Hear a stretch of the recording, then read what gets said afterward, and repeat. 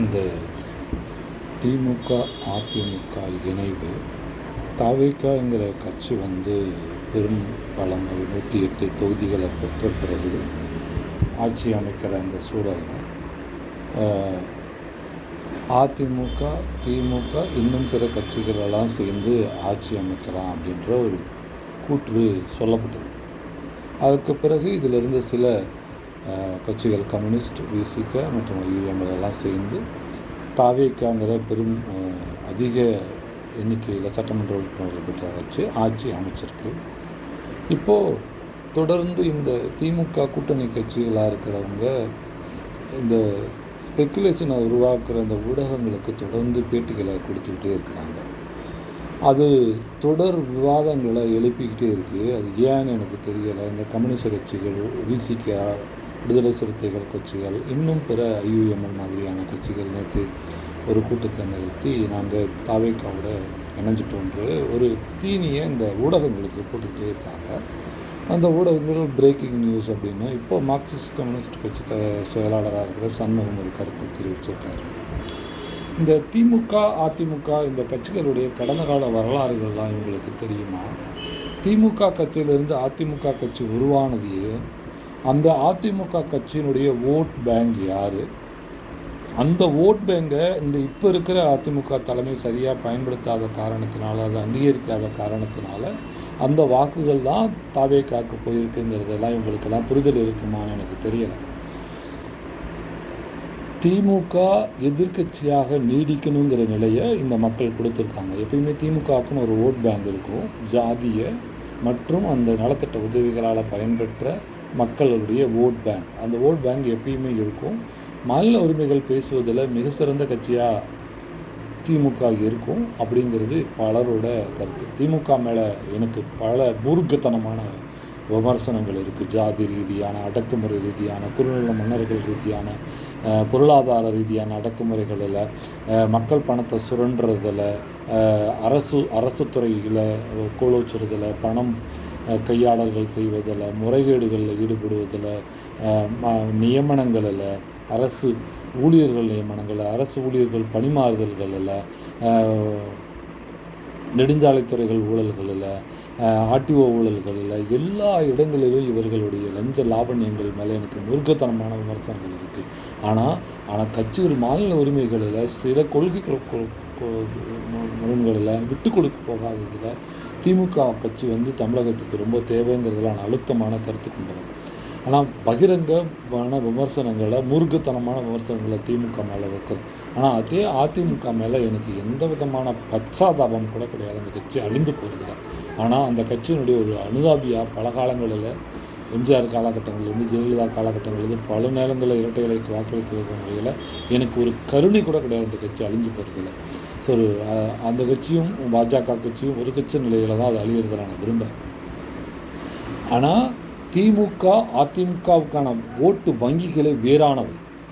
அதிமுக வாக்கு வங்கிகளை தான் தவிக பெற்று இருக்குது. அதிமுகவினுடைய வாக்கு வங்கிகள் கூடுதலாக பெற வேண்டிய வாக்குகளை பெறாமல் அது எதிர்கட்சியாக நீடிக்குது. அது அதிமுகவோட இணைகிறது என்பது திமுகவை அழிக்கிற செயல் தான். திமுக அழிஞ்சு போயிடும். ஏன்னா அதிமுகன்ற ஒரு கொள்கையற்ற ஒரு கூட்டத்தை, ஒரு ஜாதி ரீதியான ஒரு கூட்டத்தை, ஏற்கனவே ஜாதி ரீதியான விமர்சனத்தை பெற்றிருக்க திமுக அந்த கூட்டத்தையும் இணைச்சிக்கிட்டா ஜாதி ரீதியான வலுவான எதிர்வினையை திமுக பெறும். கொள்கை கொண்ட தன்மை இருந்தாலும் இதில் இருக்கிற குற்றவாளிகளும், இதில் இருக்கிற கொள்ளையடித்தவர்களும், இதில் இருக்கிற முறைகேடுகள் செய்தவனும், இதில் இருக்கிற ஊழல்கள் செய்தவனும், இதில் இருக்கிற ஊழல்கள் செய்தவர்களும், இதில் இருக்கிற முறைகேடுகள் ஈடுபட்டவர்களும், குடிநல மன்னர்களாக செயல்பட்டவர்களும், பட்டியலின கீழே பொருளாதாரத்தில் கீழே இருக்க மக்கள் வன்முறைகளை எழுப்பியவர்களும், ஜாதி ரீதியான தாக்குதல் நடத்திய இரண்டு மக்களும் சேர்ந்துட்டாங்கன்னா மக்கள் முழு கோபமும் இந்த இணை மேலே ஏற்படும். அப்போ திமுகவுக்கு தான் மிகப்பெரிய பாதிப்பு அல்லது தாக்கம் நடைபெறும். அப்போ தவிக மீண்டும் அடுத்த நிலையில் வெற்றி பெறுவதற்கான வாய்ப்புகள் தான் பெறும். தவிக தவறான செயல்பாடுகளில் ஈடுபட்டால் கூட இவர்கள் மேல் இருக்கிற வன்மத்தை திரும்பவும் தவிக தான் வெற்றி பெறும். அப்போ அது இந்த மக்களுக்கு நன்மையாக இருக்காது. ஆக திமுக தனித்து நின்று தன்னுடைய கொள்கைகளை செயல்படுத்தணும், பேசணும், மக்கள் மத்தியில் நெருங்கிறதுக்கான முயற்சிகளை செயல்படணும். ஆனால் இப்போ வரைக்கும் தேர்தல் தோல்விக்கு பிறகு இன்றைய வரை அவர்களுடைய செயல்பாடுகள் மக்களிடமிருந்து விலகி போய்கிட்டே இருக்குது. உதயநிதி ஸ்டாலின் இன்னும் மக்களுடைய நம்பிக்கையை பெறறதுக்கு கடுமையாக 200% உழைக்கணும். ஏன்னா அவர் மக்களுக்கு இருந்து போகவே இல்லை, மக்களுடைய சூழலை புரிஞ்சிக்கவே இல்லை, மக்களை அறியவே இல்லை, எழுதி கொடுக்கறத இன்றைக்கும் பேசிகிட்டு இருக்காரு. விடுதலை சிறுத்தைகள் கட்சியில் உட்காரத்துக்கு சோஃபா இல்லை, அந்த சோஃபாவை வாங்கிட்டு போனதை தவறுதலாக குறைபாடோடு பேசுகிறாரு. அது அந்த மக்களை, அந்த தலைவரை நான் பிசிக்க அந்த பட்டியலின மக்களுடைய ஒட்டுமொத்த பிரதிநிதியாலாம் அங்கீகரிக்கலை. ஆனால் அவருடைய ஃப்ளாட் எப்படி இருக்குதுன்னு எனக்கு தெரியும். அங்கே ஒரு சேர் இருக்கும், அந்த சேரில் உட்காந்து அவர் சோறு சாப்பிட்டுட்டு இருப்பார். அங்கே ஒரு விஜய் அப்படின்ற முதலமைச்சர் வந்தால் உட்கார வைக்கிறதுக்கு சோஃபா இல்லைன்றது வாங்கிட்டு போயிருக்காங்க. அதே தான் அவர் முஸ்லீம் லீக் தலைவரும் இந்திய முஸ்லீம் லீக் UML தலைவரும் சொன்னார். ஸோ அந்த மாதிரி நிலையில் தான் அந்த கட்சிகளோட பொருளாதாரத்தை நீங்கள் வச்சுட்டு இருக்கீங்க, திமுகவோ அதிமுகவோ. அப்போ அந்த மாதிரி ஒரு இடத்துக்கு ஒரு சோஃபா போனது நீங்கள் பல காலமாக பேசுனீங்கன்னா உங்கள் மக்கள் அந்த காரில் உட்காந்து சாப்பிடக்கூடியவர், சேரில் உட்காந்து சாப்பிடக்கூடியவருங்கிறது திருமாவளவனுக்கு தமிழகத்தில் இருக்கிற எல்லாருக்கும் தெரியும்.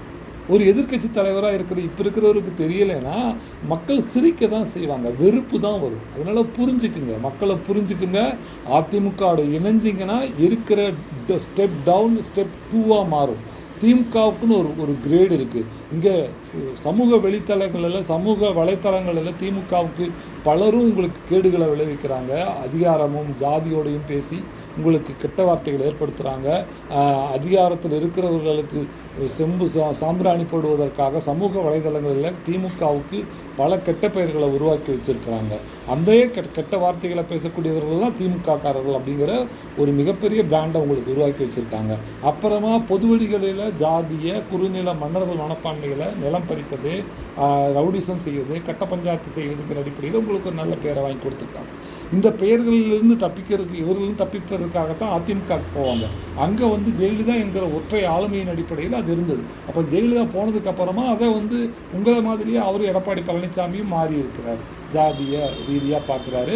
அவர்களுடைய ஓட் பேங்காக இருக்கிற பட்டியலின மக்களை அவர் மதிக்கவே இல்லை. இந்த தேர்தலில் அவர் ரெட்டலை வாக்குகளை மதிக்கவே இல்லை. அந்த ரெட்டலை வாக்குகள் தான் விசில் வாக்குகளாக மாறி இருக்கிறங்கிற அடிப்படை புரிதல் கூட திமுகவில் இருக்கிற யாருக்கும் இல்லை. அதிமுகவுக்கு சுத்தமாக இல்லை. நான் அழிவு பாதையில் அது பயணிக்க அதை தெரிஞ்சு தான் நிறைய பேர் தாவேக்காவுக்கு போகிறாங்க. ஏன்னா அவங்க பகுதியில் இருக்கிற அந்த ரெட்டலை வாக்குகளெல்லாம் விசிலாக மாறிடுச்சுங்கிறதுனால தான் அங்கே போகிறாங்க. அதை சேர்த்துறதுனால தாவேக்கா கட்சிக்கு மிகப்பெரிய ஆபத்து காத்து இருக்குது. ஏன்னா பல திருட்டு ஆட்களும் அதிமுகவிலிருந்து தாவேக்காவுக்கு வந்தாங்கன்னா தாவேக்கா அழிய துவங்கும். தாவேக்காவில் தாவேக்கா கொடியை பலரும் திமுக அதிமுக கொடியை கட்டிக்கிட்டு கட்ட பஞ்சாயத்து பண்ணிக்கிட்டு இருந்தவர் எல்லோரும் இப்போ தாவேக்கா கொடியை கட்டிக்கிட்டு கட்ட பஞ்சாயத்தையும் கிரிமினல் வேலைகளையும் நில அபகரிப்பும் கட்ட பஞ்சாயத்துகளும் பெண்கள் மேலே வன்முறைகளை தூவும் காசு பறிக்கிறது, நான் இந்த கட்சியில் முக்கியமான இடத்துல இருக்கேன், எனக்கு பணத்தை கொடுக்கல, நீ தொழில் செய்ய முடியாதுங்கிற மாதிரியான பல வேலைகளை தாவேக்கா கொடியை கட்டிக்கிட்டு அரங்கேற்றிட்டு இருக்காங்க. அது மாதிரி இப்போ ஜெயிச்சதுக்கப்புறம் வரவர் எல்லாத்தையும் கட்சியில் சேர்த்துனீங்கன்னா அவங்க உள்வாடகைக்கோ இல்லை ஒரு சைக்கிள் ஸ்டாண்ட் எடுக்கிறதுக்கோ ஒரு கழிப்பறை வாடகை குத்தகை எடுக்கிறதுக்கோ இல்லை எந்தெந்த இடத்துலலாம் பணம் வருமோ அந்தந்த இடத்துலலாம் பணம் வரத்துக்கு வாய்ப்பு இருக்கிறவெல்லாம் எந்த கட்சி ஆட்சிக்கு வருதோ அந்த கட்சியில் ஒட்டிப்பான், அந்த கட்சியோட கரவெட்டியை கட்டிப்பான், அந்த கட்சியோட கொடியை கட்டிப்பான், காரில் எல்லா வேலைகளையும் செய்வான். அதே மாதிரியான அரசியலையும் தாவேக்காவும் செஞ்சால் தாவேக்காவுக்கு 5 வருஷம் தான் வாய்ப்பு கிடைக்கும். அதுக்கப்புறமா என்ன நடக்கும்? குறைந்தபட்சம் தான் கொடுத்துருக்காங்க, முழுவதும் கொடுக்கல. ஸோ மக்கள் தெளிவாக தான் இருக்கிறாங்க. இந்த கட்சிகள் புரிஞ்சுக்கணும், ஆளும் கட்சியும் புரிஞ்சுக்கணும், திமுகவும் புரிஞ்சுக்கணும்.